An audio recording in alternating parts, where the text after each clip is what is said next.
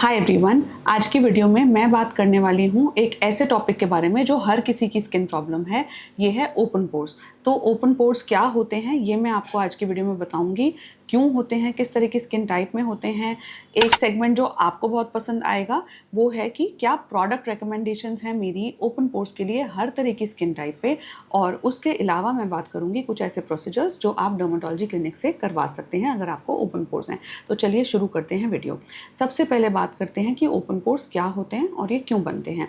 तो open pores sebaceous gland की opening होती है। सिबेशियस ग्लैंड्स हम सबकी स्किन में प्रेजेंट होते हैं जिसके साथ हेयर फॉलिकल अटैच्ड होता है और इनकी ओपनिंग को हम ओपन पोर्स कहते हैं। अब ओपन पोर्स क्यों होते हैं, कैसे बनते हैं वो देखते हैं। तो ओपन पोर्स ऑयली स्किन में भी होंगे और ड्राई मैच्योर स्किन में भी होंगे। ऐसा क्यों? क्योंकि ऑयली स्किन में सिबेशियस ग्लैंड बहुत ज़्यादा ऑयल प्रोड्यूस कर रहा है, इस वजह से ओपनिंग हमेशा ओपन रहती है, इस वजह से वो हमारी स्किन पे ओपन पोर्स की तरह नजर आते हैं। और ड्राई मैच्योर स्किन में कोलेजन ब्रेकडाउन बहुत हो रहा है, इलास्टिन टूट रहा है, स्किन की इलास्टिसिटी कम हो रही है, इस वजह से स्किन लूज होने की वजह से, लैक्स होने की वजह से स्किन पे ओपन पोर्स नजर आते हैं। तो अब तक आप ये समझ चुके होंगे कि अगर ऑयली स्किन में ओपन पोर्स हैं या फिर ड्राई मैच्योर स्किन में ओपन पोर्स हैं तो प्रोडक्ट्स दोनों के अलग अलग होंगे। सेम प्रोडक्ट्स जो ऑयली स्किन के ओपन पोर्स पे काम कर रहे हैं वो ड्राई मैच्योर स्किन के ओपन पोर्स पे काम नहीं करेंगे। और इसी के साथ अब हम डिस्कस करते हैं क्या है वो मॉलिक्यूल्स जो मेरे फेवरेट रहेंगे अगर आपके ओपन पोर्स हैं depending on your skin type. तो सबसे पहले अगर आपकी ऑयली स्किन है तो मैं आपको सजेस्ट करना चाहूँगी सैलिसिलिक एसिड, जो हमारी स्किन से ऑयल को रिमूव करता है। इसमें ऐसी प्रॉपर्टीज़ होती हैं कि ये ऑयल ग्लैंड्स में से भी ऑयल को रिमूव करेगा। साथ ही मैं सजेस्ट करूँगी आपको ट्रेटेनॉइन। तो ट्रेटेनॉइन भी एक ऐसा मॉलिक्यूल है जो बहुत अच्छा रहेगा, डिटेल में हम वीडियो के आगे बात करेंगे। अगर आपकी नॉर्मल स्किन है और आपको ओपन पोर्स हैं तो मैं आपको सजेस्ट करूँगी ग्लाइकोलिक एसिड बेस्ड प्रोडक्ट्स। और अगर आपकी ड्राई मैच्योर स्किन है और आपको ओपन पोर्स हैं तो मैं आपको सजेस्ट करूँगी वो प्रोडक्ट्स जिनमें रेटिनॉल्डिहाइड या ग्रैन एक्टिव रेटिनॉइड हो। तो रेटिनॉल्डिहाइड या ग्रैन एक्टिव रेटिनॉइड दोनों ही रेटिनॉइड फैमिली के हैं, लेकिन रेटिनॉल क्योंकि मुझे बहुत माइल्ड लगता है इस प्रॉब्लम के लिए, इसलिए मैं आपको रेटिनॉल्डिहाइड या ग्रैन एक्टिव रेटिनॉइड सजेस्ट करूँगी। तो आप ट्रेटेनॉइन भी यूज़ कर सकते हैं, वो भी इसी फैमिली का है, लेकिन हमें उस हिसाब से मॉइस्चराइज़र चेंज करना होगा ताकि स्किन ऑलरेडी जो ड्राई है वो और ज़्यादा ड्राई ना हो। तो ये तो हुई बात कुछ मॉलिक्यूल्स की। अब एक मिथ जो मैं यहाँ बस्ट करना चाहती हूँ, जो काफ़ी बार क्लिनिक में लोग बोलते हैं कि हम ओपन पोर्स के लिए आइसिंग कर रहे हैं। तो ये एक बात बताना चाहती हूँ कि जैसे मैंने आपको ओपन पोर की साइंस समझाई तो वहीं आप ये समझ चुके होंगे कि ओपन पोर्स टेम्परेचर सेंसिटिव नहीं हैं।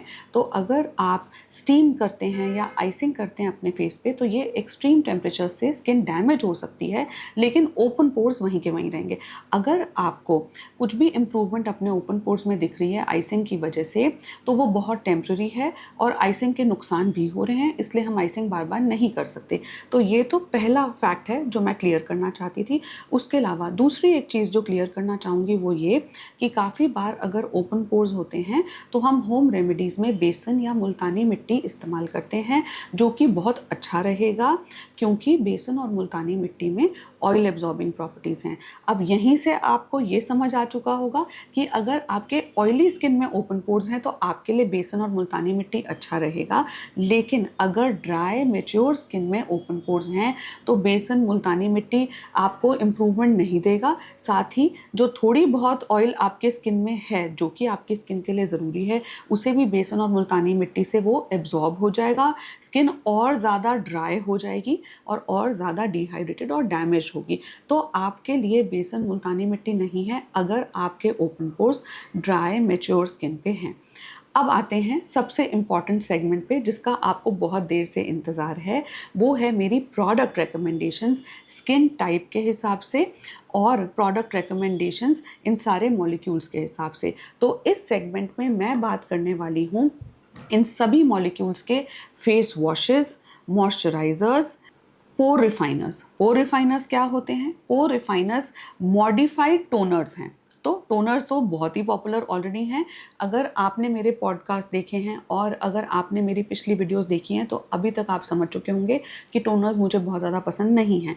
लेकिन मॉडिफाइड टोनर्स यानी कि वो टोनर्स जिसमें सैलिसिलिक एसिड है, नाइसिनामाइड है, ये वाले टोनर्स अच्छे रहेंगे। ये हमारे ओपन पोर्स पे इफेक्टिव भी होंगे और ये एक वाइज इन्वेस्टमेंट रहेगी अगर हमारी स्किन के ये इश्यूज़ हैं तो मैं बताऊंगी पोर रिफाइनर्स में मेरी कुछ अच्छी रिकमेंडेशंस।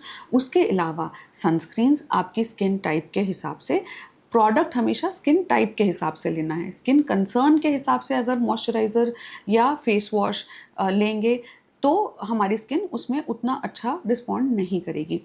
इसके अलावा मैं आपको बताऊंगी कुछ सिरम्स, अलग अलग मॉलिक्यूल्स के सिरम्स जो मुझे ओपन पोर्स में आपकी स्किन टाइप के हिसाब से मुझे बहुत पसंद हैं, और साथ ही कुछ क्ले मास्क जो आप ट्राई कर सकते हैं। तो चलिए अब ये सेगमेंट में हम डिटेल में जाते हैं। सबसे पहले बात करते हैं फेस वॉशेस की।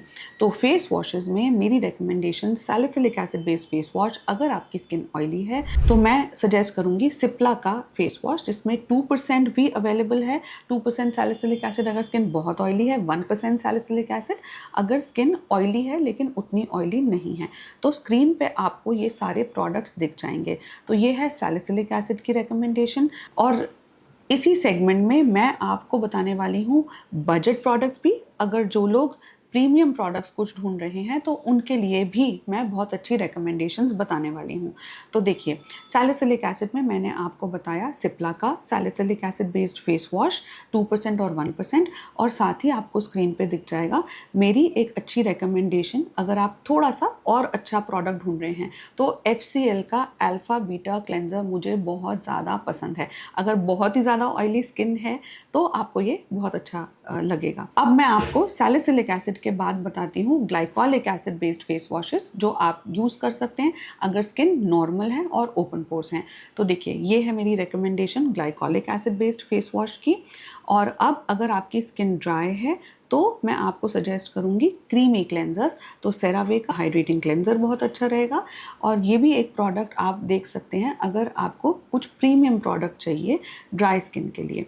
अब ये तो हुई बात फेस वॉशेस। तो अब बात करते हैं मॉइस्चराइजर्स की। मॉइस्चराइजर्स में ऑयली स्किन में बजट प्रोडक्ट्स जो मुझे पसंद हैं, एक्ने मॉइस्ट मॉइस्चराइजर, एक्ने ओसी मॉइस्चराइजर, एक्सेला मॉइस्चराइजर, ये सब मुझे बहुत पसंद है।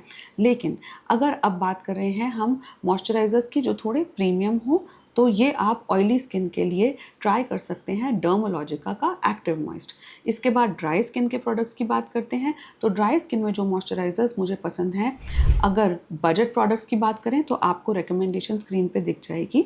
और अब ये हैं प्रोडक्ट्स अगर आप कुछ प्रीमियम मॉइस्चराइजर ढूंढ रहे हैं फॉर ड्राई स्किन। अब बात करते हैं पोर रिफाइनर्स की। तो पोर रिफाइनर्स जो मुझे बहुत पसंद हैं, आजकल बहुत अच्छे पोर रिफाइनर्स हैं जिनमें टोनर्स की प्रॉपर्टीज़ हैं, साथ ही उसमें सैलिसिलिक एसिड, नाइसिनामाइड, ये सब भी है। ऑयल एब्जॉर्ब करेगा, टेक्सचर इम्प्रूव करेगा और स्किन अच्छी रहेगी। तो ये है कुछ रिकमेंडेशन पोर रिफाइनर्स की जो मुझे बहुत पसंद हैं। अब बात करते हैं सिरम्स की। तो सिरम्स में अलग अलग कैटेगरी के Siram, salicylic acid, glycolic acid, retinoid, ये सब मैं आपको बताऊँगी। सैलिसिलिक एसिड सिरम्स में आप स्क्रीन पे देख सकते हैं मेरी एक रिकमेंडेशन जो मुझे बहुत पसंद है अगर स्किन ऑयली है और आप एक बजट प्रोडक्ट ढूंढ रहे हैं। साथ ही पॉलास चॉइस का सैलिसिलिक एसिड मुझे बहुत पसंद है अगर आप एक थोड़ा प्रीमियम प्रोडक्ट ढूंढ रहे हैं। अब ग्लाइकोलिक एसिड की बात करें, ये सारे ही प्रोडक्ट्स जेल फॉर्मुलेशन में भी अवेलेबल हैं और सिरम फॉर्मुलेशन में भी अवेलेबल हैं।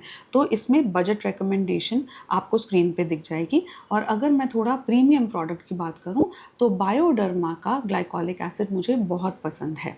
ट्रेटिनॉइन बहुत ही ज़्यादा अच्छा रहेगा ऑयली स्किन में ओपन पोर्स के लिए, और बहुत ही अच्छा रहेगा ड्राई स्किन के लिए भी अगर आप सही मॉइस्चराइज़र के साथ यूज़ करें। ट्रेटिनॉइन पर मैंने एक डिटेल्ड वीडियो भी बनाई है जिसका लिंक हम डिस्क्रिप्शन बॉक्स में शेयर करेंगे ताकि वहाँ से आप समझ सकते हैं कि ट्रेटिनॉइन कैसे लगाना है। लेकिन ट्रेटिनॉइन में कोई प्रोडक्ट रिकमेंडेशन मैं नहीं बताऊँगी क्योंकि ये एक ऐसा मॉलिक्यूल है जो प्रिस्क्रिप्शन बेस्ड ही होना चाहिए, और इसमें बहुत ज़रूरी है ये जानना कि ट्रेटिनॉइन आप यूज़ नहीं कर सकते अगर आप प्रेग्नेंट हैं, लैक्टेटिंग हैं या कंसीव करने का सोच रहे हैं।